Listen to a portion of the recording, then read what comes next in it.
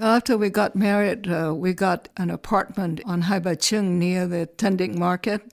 It's not the best part of town, but not the worst either. Very lively, bustling, noisy area. That's Mai Elliott. She lives outside of Los Angeles now, a graceful, elegant, middle-aged woman. She's talking about her life in Saigon in the early 1960s, the first days of the Vietnam War. I had an apartment of my own, you know. Life couldn't have been better, I thought.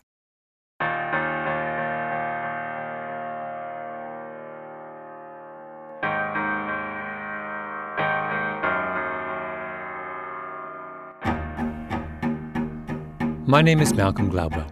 Welcome to Revisionist History, where every week we go back and look at something misunderstood or overlooked.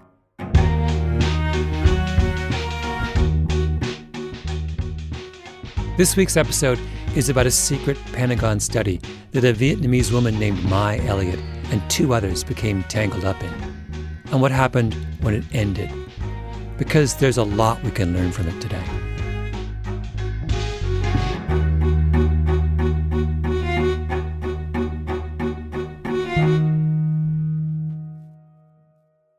The project was run by the RAND Corporation, a think tank based in Santa Monica, California, home to an extraordinary collection of intellectuals and thinkers and policy wonks. RAND is the kind of place where everyone speaks in complete paragraphs, and if you close your eyes as you listen, you can almost see the footnotes at the end of each one of those perfect paragraphs. The Defense Department relied on them heavily in those years. Still does. Tell me about how you come to work for RAND. Dave knew somebody at McVie who was an officer, a graduate student. Dave is Mai's husband, an American academic. MACV stands for Military Assistance Command of Vietnam, headquarters for the Vietnam War. So anyway, Dave knew this guy who was also a graduate student doing his military stint. And his wife, an American, was working at RAND. Mai Elliott is Vietnamese, and she ends up working at RAND in Saigon for a man named Leon Garay, one of RAND's most brilliant academics. He ran the secret study, and he's a big part of this story. Here's an interview RAND recorded with Garay just before he died in 2007. And how did you end up getting into Vietnam? I got drafted. Well, I was semi-volunteered, but I got drafted. The Chief of Air Force Intelligence asked me to go. Garay set up shop in an old French-style villa near the presidential palace in downtown Saigon, 176 Rue Pasteur. The house is still there. Flame trees and tamarind line the street, quiet, discreet. This was in 1964, just when Saigon was beginning to fall apart. Still, if you were a Westerner, you might go to the exclusive Cercle Sportif on the humid afternoons to sit by the pool or play tennis or have a cocktail on the veranda of the Continental Hotel. Maybe you'd hear a bomb or two off in the distance. Later, of course, things would get far worse. The house we lived in Saigon, was directly under the trajectory of the rockets that the Viet Cong were firing at the palace. So we had a great experience of ducking under the dining room table. Garay had been working in the Santa Monica office of RAND when he was summoned to Vietnam. It was a job no one really wanted. Who would leave Southern California for Saigon? The Pentagon wanted him to run a project interviewing Viet Cong prisoners and defectors. Garay jumped at the chance. I had to organize my own team of Vietnamese. We were producing interview reports or interrogation reports for the U.S., for RAND, and for the chief of the intelligence of the Vietnamese armed forces. They all got copies. Later, Leon Garay got into trouble, or at least into an argument, and RAND brought in a third person to fix things, Conrad Kellen. I was supposed to be indoctrinated by Leon Garay. He was supposed to tell me about Vietnam. But I got very quickly the feeling that he was extremely partisan, for the South, which of course was part of his job. Mm-hmm. That woman's voice you hear, that's Mai Elliott again. She interviewed Kellen in Santa Monica after he retired from RAND for a history she wrote called RAND in Southeast Asia, A History of the Vietnam War. A brilliant book, by the way. He was sort of Mr. Vietnam at RAND, Really? in the South, Mr. South Vietnam. Uh-huh. And I sort of became his sort of successor in a way.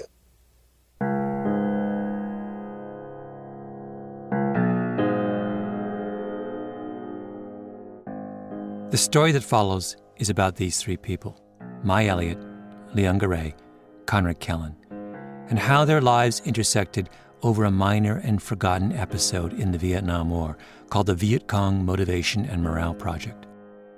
I say minor because what happened in that French villa on 176 Rue Pasteur didn't swing the war one way or another.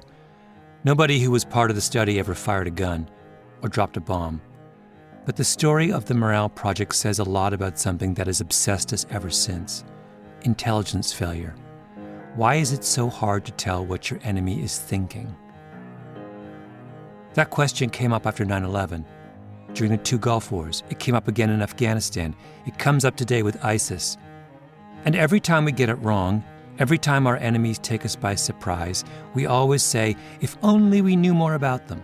If only we had more information about our adversaries. More spies on the ground, more satellite images, more intercepted communications, more of everything. Do you know how many federal government organizations there are just devoted to counterterrorism? 1,271. And another 1,931 private companies. Do you know how many Americans hold top-secret security clearances? 854,000. Those numbers all come from an extraordinary Washington Post investigation from 6 years ago. And here's the most incredible statistic of all. Just since 9/11, just to house top-secret intelligence work, and just in the Washington, D.C. area, 17 million square feet of new office space has been built to house intelligence operations. 17 million. We want to know everything about our enemies. But what the Viet Cong Motivation and Morale Project tells us is this: you can know everything there is to know about your enemy. Everything. And that still won't solve your problem.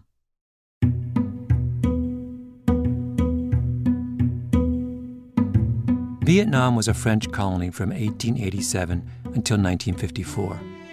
Then the French lost control of the country. It was split in half. Communists took over the north. An American-backed regime came into power in the south. Over the next decade, conditions inside South Vietnam slowly deteriorated. The government was unpopular.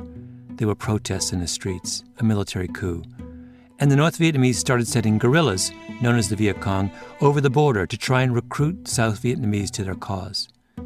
That's why the Vietnam War, at least U.S. involvement there, starts in the early 1960s, because the United States feels compelled to help the South turn back the Viet Cong. Wars are usually about territory. Country X invades country Y, country Y fights back. But this is a weird kind of war. The U.S. and the South Vietnamese have no intention of invading the North.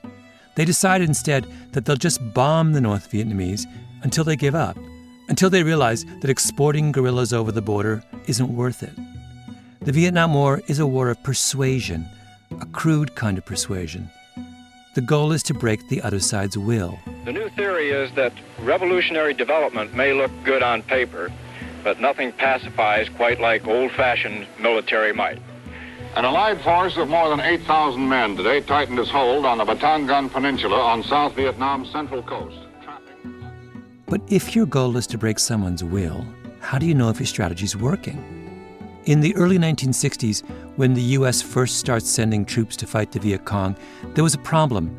No one knew anything about the Viet Cong. Almost no one at the Pentagon or the State Department even spoke Vietnamese. The special advisor to the American general in South Vietnam at the time was an Australian called Colonel Sarong. And you know what he said? I'll quote him directly. "These people are simply what we call in many countries juvenile delinquents." That's the best he could offer in terms of intelligence about the Viet Cong. So what do you do if you're bombing someone you know nothing about, and you want to know how this unknown person feels? You call in the Rand Corporation. So Rand rents the villa on Rue Pasteur and brings in Leon Garay to run the show. Garay was Russian by birth. His family history was remarkable. His parents were Mensheviks. The Mensheviks were the socialist moderates who split off from Lenin during the Bolshevik Revolution. They were in Russia during the revolution. This is Leon Garay's son, Daniel. He's a national security and policy expert with the Lexington Institute in Arlington, Virginia. They participated in the revolution. In fact, my grandparents met in prison. My grandmother used to smoke unfiltered cigarettes in a little holder, and she would, cut them in half. They were living in Moscow? They were in Moscow. Yeah. They were in Moscow, and they were, fighting the system. My grandfather ran an illegal printing press and the whole thing. In 1922, just after Leon is born, the Greys are kicked out of the country. They ended up next in Berlin. And in 1933, they shut the doors, locked the building up, and left. Just walked away and went to Paris. And then they got out of Paris on the same train that Humphrey Bogart did in Casablanca, heading south, and meandered south, went through Spain to Portugal, and then got to the U.S. after that. So they stayed one step ahead of the tide of evil for about almost 20 years. Wow. Yeah. Which of the Bolsheviks he must have known some of them personally? Oh, he knew all of them personally. They knew Trotsky, they knew Lenin, they knew Stalin, they knew the whole crowd. Man, you're leftist royalty. Yeah, well, yeah, right. The Greys end up in New York City, 96th and Broadway, deep in the world of Eastern European emigres. Leon serves in the army, fights in the Battle of the Bulge, and ends up in counterintelligence. How do you think the refugee experience shaped your father? Number of ways. I think the overriding one was we've retreated this far and no farther. So it was a view of sort of America, not just a city on the hill, but there's nowhere left to retreat to. The country needs to be truly defended. He got a home, he got a country, he got acceptance. All of that was terribly, terribly important. So this is who Rand puts in charge of the Vietnam operation, Leon Garay, a patriot, in the way that only an immigrant can be a patriot. He was suave. He was very charming. He had a great sense of humor, very articulate, energetic, enthusiastic. So personally, I liked him. The only thing I didn't like about him was the fact that he was a great ladies' man, and there were a lot of rumors about that. But as a person, I liked him. Garay spoke German, Russian, French, all fluently. Big, thick head of black hair, that amazing accent. He was the embodiment of the European intellectual. He had an amazing kind of research style all of his life, where there would be stacks of documents in Russian, in English, on his desk, and he'd literally be talking to you. And it would sort of be, there was this recent thing, and he'd sort of, it's not an eidetic memory, but he was certainly kind of librarian, encyclopedic in that kind of sense. Garay meets Robert McNamara, President Johnson's Secretary of Defense, and tells him what he thinks needs to be done. That is, to really answer the question of how the bombing is affecting the Viet Cong. That's the question I remembered very clearly. Again, this is from the interview Garay did with the Rand Archives a decade ago, at the end of his life. And he said, "What is your funding?" I told him we had $100,000. He said, "What could you do with $1 million?" That was his question. And I said, "I can do more of this stuff and I have more people doing the interviewing." He says, "You have it." $1 million in Saigon in the mid-'60s was a king's ransom.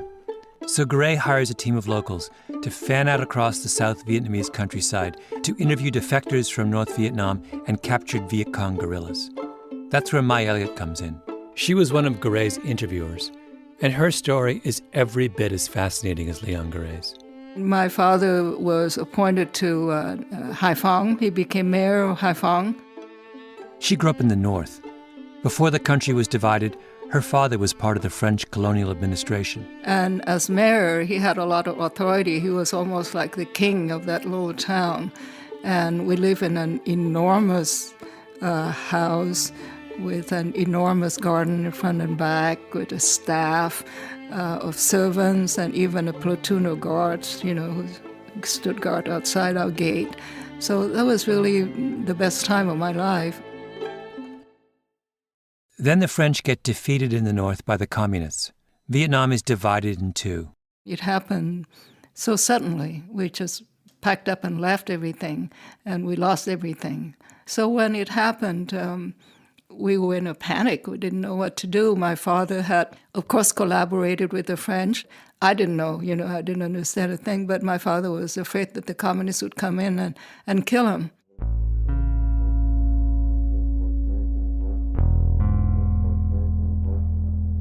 Mai Elliott didn't come to the RAND project as a blank slate.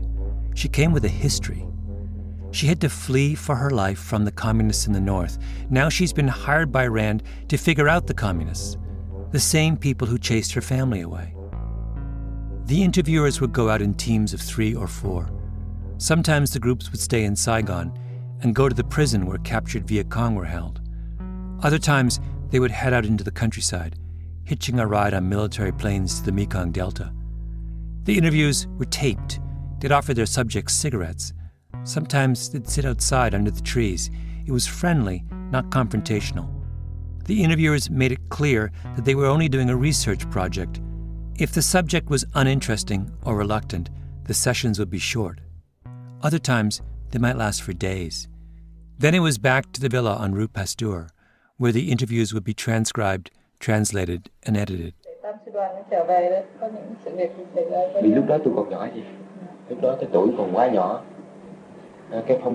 That's Mai Elliott in the central Mekong Delta, interviewing a former company commander for the 261st Battalion of the North Vietnamese Army. There was a lot of questions about bombing. What weapons do you fear the most? What had the most effect on your unit and your operations? And with the North Vietnamese who infiltrated into the South, tell us about conditions when you march from the North to the South. Were there bombings, along the way? Things like that. The Morale Project would eventually produce 62,000 pages of transcripts, interviews with captured Viet Cong and others. 62,000 pages. This isn't some focus group conducted by a PR firm where a few dozen people are interviewed for an hour. This is one of the most extraordinary, encyclopedic, detailed portraits of an enemy ever created. Remember, no one in Washington really knew anything about Vietnam in the early 1960s. Now there was a $1 million operation on the Rue Pasteur painting a living, breathing portrait of the other side. This stuff was gold. Garay takes the results and makes the rounds. His favorite statistic was this. When RAND started its study, 65% of defectors and prisoners believed the Viet Cong could win. After a year of heavy U.S. bombing, that number was down to 20%. The enemy was on the ropes. Garay briefs the Air Force, Army, U.S. Embassy, then off to Honolulu to the headquarters of the Army of the Pacific, RAND in Santa Monica, Washington, D.C., to the Pentagon and to the White House. Helicopters would pick him up in Saigon and whisk him to aircraft carriers. At the villa on Rue Pasteur, he holds cocktail parties for everyone who was anyone in South Vietnam. Henry Kissinger, Walter Mondale, the U.S. Senator, later to become Jimmy Carter's vice president. Garay meets with visiting journalists, CIA officers. His stuff goes right to the top. Well, we've had an interesting report from a man named Garay, who works for the RAND Corporation, and we hired the RAND Corporation. That's Robert McNamara, Johnson's defense secretary, from tapes made of White House conversations. In 1965 and 66, President Lyndon Johnson decides to pull the United States deeper and deeper into Vietnam. And the story was that LBJ used to walk around with a summary of Garay's findings in his back pocket. Wars require public justification. If you're going to put thousands of lives at risk, you need to explain to your citizens just what you're doing. And that's what Leon Garay offered in the crucial early years of the Vietnam War. He offered justification. Enter Conrad Kellen, the third person in our story. When did I come to RAND? Oh, well, I lived in New York in 1964, I think it was. Kellen was a battered veteran of World War II and a little bit of a legend. I once spent 2 weeks in Los Angeles just going from one person's house to the next, asking for their memories of Kellen. Everybody remembers Conrad Kellen. If you took the absolute best of 19th century Central Europe and put it in a time machine that opened its doors in 1960s Southern California, that would be Kellen. I read in the papers that some people in Washington, some smart boys, had showered the North with millions of leaflets. Yes. In which they had told the Vietnamese they should lay down their arms because we were good people and their leaders were bad people, you know, the ordinary nonsense. And they should stop fighting the war. Kellen served in U.S. Army intelligence in the Second World War, specializing in psychological warfare. So later, when he reads how the U.S. was using leaflets in Vietnam, he gets angry. We're doing it all wrong. And so I wrote a letter to the New York Times and said it was obvious nonsense to shower large numbers of soldiers with a leaflet saying, stop that war. Soldiers don't stop wars. Soldiers don't begin wars and soldiers don't stop wars. So if you want to stop a war, you have to do it differently, you know. So I got a call from the Rand people, and they wanted me to come and be part of their system, and I said okay. So I came to America, came to Los Angeles. Kellen grew up in Berlin, wealthy, cultured. His father owned a big brewery. His full name was Katzenelnbogen, and the Katzenelnbogens were one of the great Jewish families of Europe. But when Hitler came to power, Kellen packed his bags. He said later that he knew on some instinctive level that things would not end well for the Jews in Germany. He goes to Paris, becomes friends with the French writer Jean Cocteau. His life is full of moments like this. He gets on a boat to America and meets the mobster Dutch Schultz, who offers him a job. He arrives in New York and works for the legendary investor Benjamin Graham, who was the mentor of Warren Buffett. He goes to California and is the private secretary of the Nobel Prize-winning novelist Thomas Mann. Kellen was impossibly handsome, dashing, over 6 feet tall. He was an expert in golf, handwriting analysis, and Ferraris. Both his sisters earned PhDs from Berkeley, one in chemistry, the other in biology.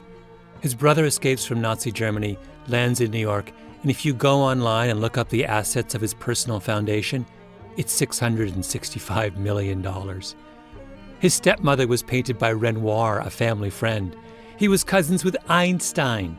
I mean, after a bit, it gets ridiculous. The craziest story about Kellen is when he was in Paris in 1945. The war has just ended, and he's sitting in the Café Select near the Champs-Élysées when a young woman approaches him. She says, "Are you an American GI?" He says, "Yes." She says, "Are you going back to the States?" He says, "Yes." She says, "You have to do me a favor. My father's an artist. I have to get his work safely to America." Because, of course, Europe was in chaos. And Kellen says, "By all means." But then she goes away and comes back with this massive stack of canvases. And he says, "There's no way I can take that." And she says, "You have to."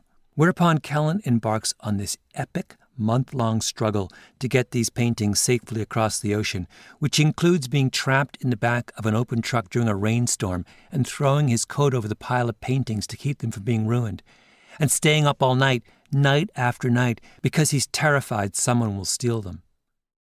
Who's the painter? Marc Chagall. I should say Marc Chagall, of course, because only Conrad Kellen would end up transporting the collected works of one of the most famous artists of the 20th century to America in a rainstorm on the back of a truck. The deal Chagall's daughter made with him was that he could take one picture and keep it for himself. So he takes one, a famous one. Then he sells it in the 1950s for what seemed like a lot of money at the time. But of course, it's a Chagall, a famous Chagall. And every now and again over the years, he'd spot his old painting in an auction catalog worth more and more and more, and he'd bury his head in his hands and say, "Oh."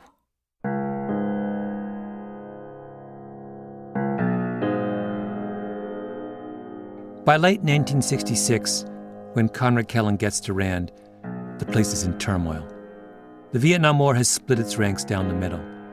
This is the think tank that the Pentagon has been relying on to make sense of the war, but there's a group inside Rand that believes the war is a terrible mistake. I don't know if you remember the story of the Pentagon Papers. This was the secret 47-volume study of U.S. political and military involvement in the Vietnam War. It was commissioned by the Pentagon. The Pentagon Papers showed that the White House had been misleading Congress and the American people for years about how well the war was going. A copy of the Pentagon Papers was famously leaked to the New York Times in 1971 by Daniel Ellsberg. Ellsberg's leak was really the beginning of the end of public support for the war. And who was Ellsberg? an employee of Rand. And where did he get his copy of the Pentagon Papers? He took it from the safe at Rand. And guess who was one of Ellsberg's best friends and confidants at Rand? Conrad Kellen, of course, as always, in the thick of things. But the moment we're talking about is well before the Pentagon Papers controversy. It's at the beginning of the divisions within Rand, 1965-66. Rand is a place that prides itself on objectivity and rigor. Everything is checked and double-checked and fact-checked and reviewed in-house before it's released. But the Rand brass is beginning to worry that when Leon Garay gets whisked by helicopter to aircraft carriers or huddles with generals at his cocktail parties at the villa on Rue Pasteur, he's bypassing all that. They worry that he's gone rogue. So they bring in Conrad Kellen to be a second set of eyes. Kellen comes in and reads 1,000 of the Viet Cong interviews. Remember, many of these interviews ran to 15 or 20 single-space type pages. It's a huge amount of work. And Kellen decides Garay has it all wrong.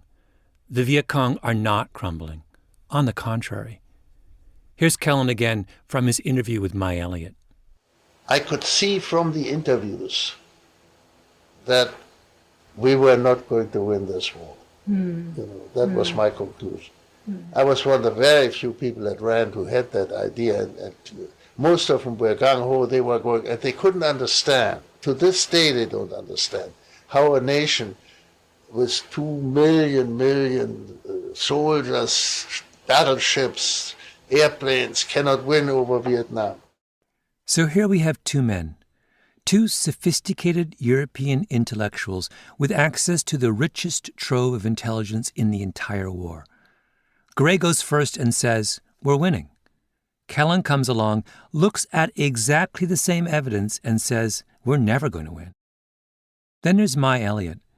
If Garay is at the villa on Rue Pasteur and Kellen is back in Santa Monica, Elliott is actually in the field, in the jungles and villages, talking to actual defectors and Viet Cong guerrillas. And what does she think will happen? She doesn't know. She's confused. I walked into this cell, and I didn't know what to expect. And then in walked this man, middle-aged, very briskly, and he looked, like a man of authority. And he stopped dead in his tracks. Elliott is talking about an early interview she did that had a huge impact on her, that she never forgot.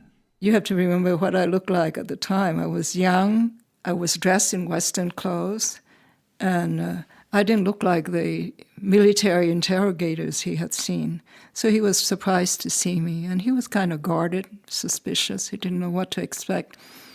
And I was afraid. I didn't know what was going to happen because I had grown up believing that the communists were bloodthirsty. They started to talk, and gradually he relaxed and she relaxed. I had never met a communist before, face to face. So my curiosity just took over, and I just asked him a lot of questions about him and his family and his background and his beliefs. And he had devoted his whole life to fighting the French, and now he was fighting the Americans. And he seemed to have a lot of integrity. And what effect did listening to him have on you?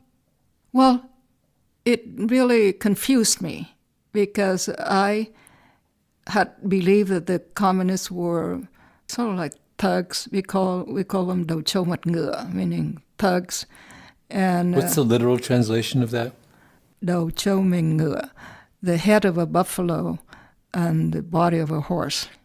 So somebody who's not, quite human, a thug.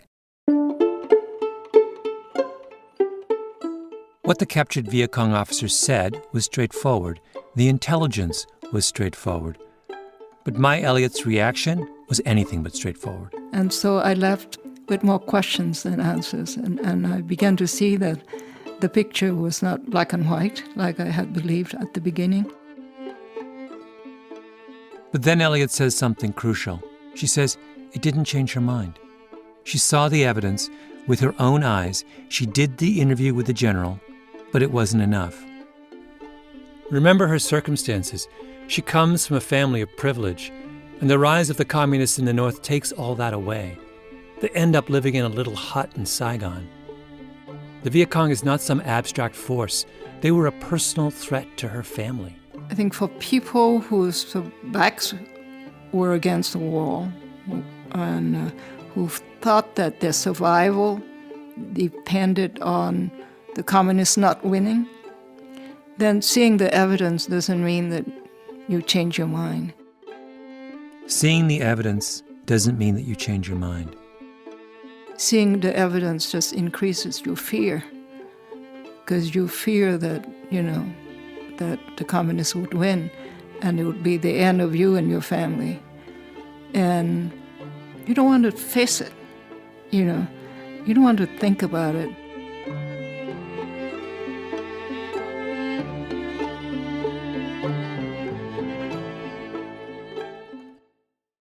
Leon Garay might well have read the transcript of that same interview that Mai Elliott did with the Viet Cong officer.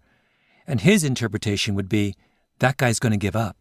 If we just bomb people like him some more, we'll destroy their will. In retrospect, completely wrong. But think about this from Garay's perspective. Well, look, if you want to understand that, I am a professional refugee. I've been a refugee from Russia to Germany, from Germany to France, and from France to the United States. So 3 times. So as far as I was concerned, this was going to be my country, and whatever it was the national interest of the United States, was sufficient reason to pursue this thing. By this thing, he means fighting communism, the enemy that forced Garay out of his home in Russia. And in the 1960s, this thing, communism, is still out there. It's spread to Vietnam. Think how much Garay had to believe that America was winning the war. Leon Garay felt there was nowhere left to retreat to. You don't pick and choose your wars. Your country's at war, it's at war, period. You don't pick and choose whether you approve of it or not. That's nonsense. That's chaos.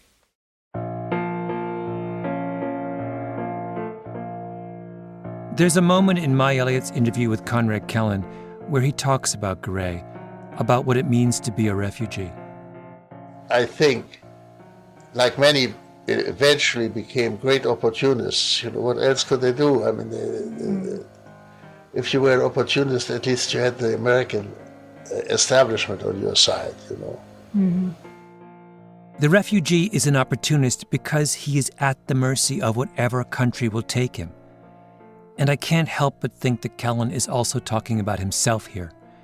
He's acknowledging the biases that he brought to the interviews, because he's a refugee too.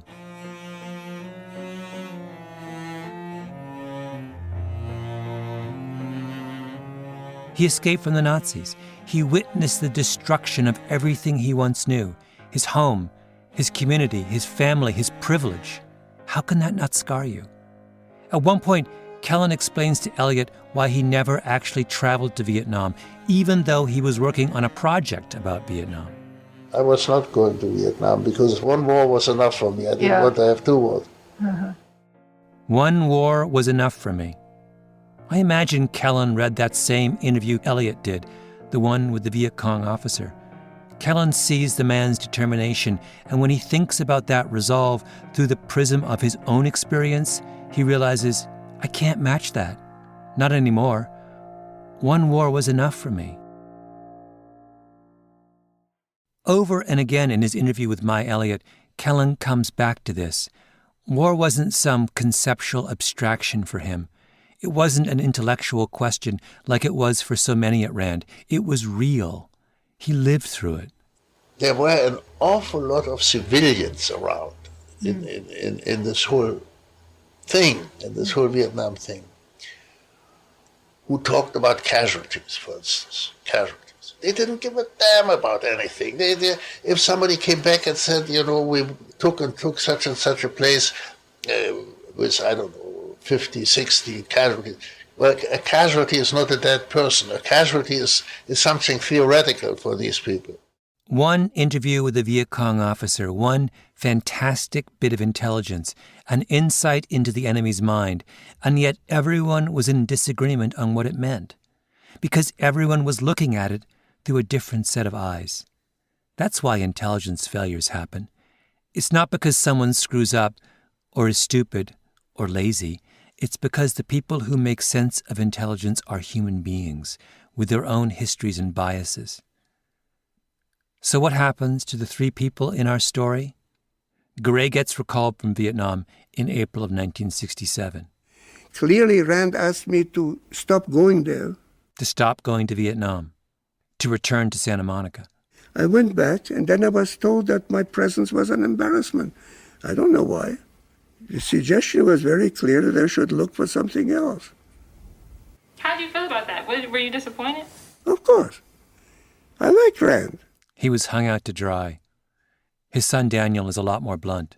My sense of it was they wanted, to cut loose from anything having to do with Vietnam.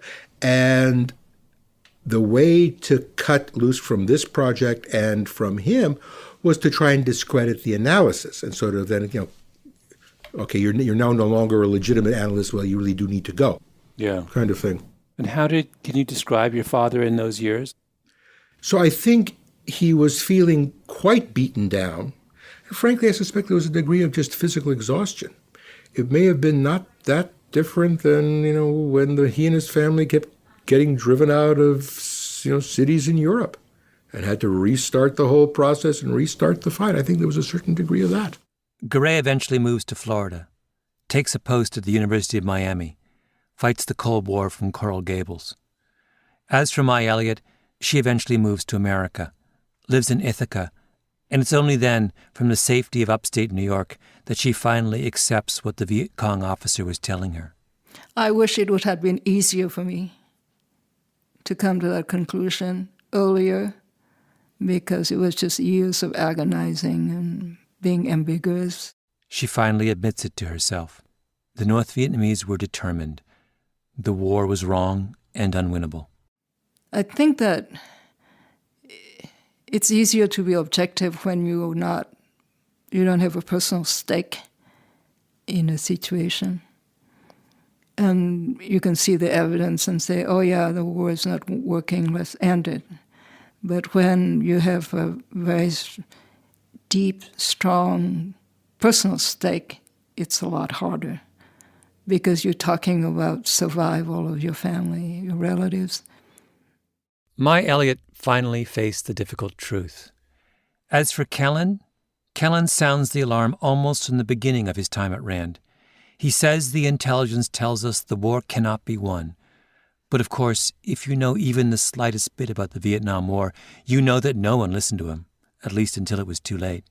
He suffered, like all of them did.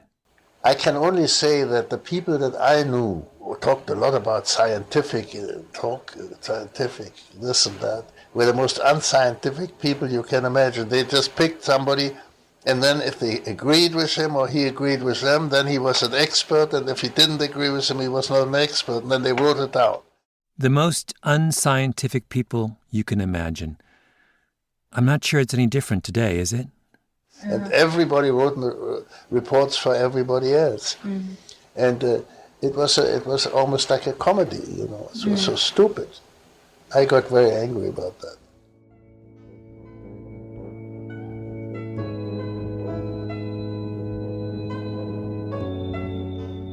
Kellen died in 2007, and not long ago I went to see his wife in that same house up in the hills. His daughters were there as well. They talked about how the Second World War never left him. He had terrible memories. And at the very end of his life, all those memories came back with a vengeance. Kellen would lie in his bed in sunny, beautiful Santa Monica, and he would dream that the Nazis were coming up the hill to take him away.